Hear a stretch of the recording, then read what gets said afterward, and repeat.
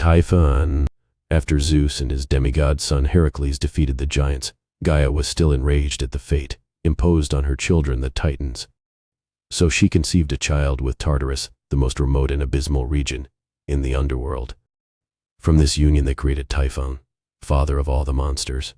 It is said Typhon was half beast, half man. The top of his hair brushed the stars. His arms, when stretched out, could touch the farthest points east and west. Fire burned in his eyes and serpents wrapped around his lower limbs, and as if the appearance wasn't scary enough, the noise he made was a cross of a bull's bellow and a lion's roar.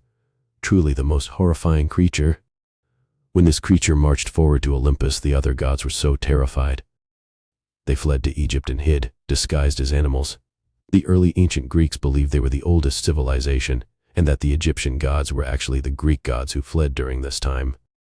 Only Zeus remained to fight this terrifying beast.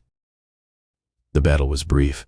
Whilst Typhon was coming after Zeus across Italy, it is said Zeus threw a chunk of land and trapped the beast under it, which is known as Mount Etna.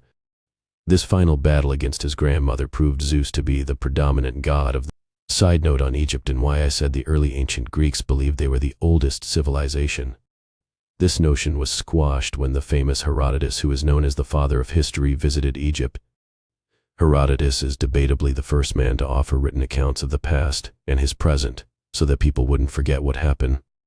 I say debatably because many scholars debate this idea even to this day, but Herodotus wrote that he did believe that the Egyptian civilization is much older than the Greeks, and more likely, their gods came before their own.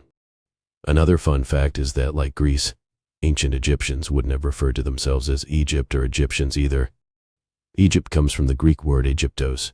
The land we know as Egypt was called Kemet by the ancient Egyptians, and yes, the chem sound in chemistry is attributed to the Egyptians for their experimentations in chemicals during mummification.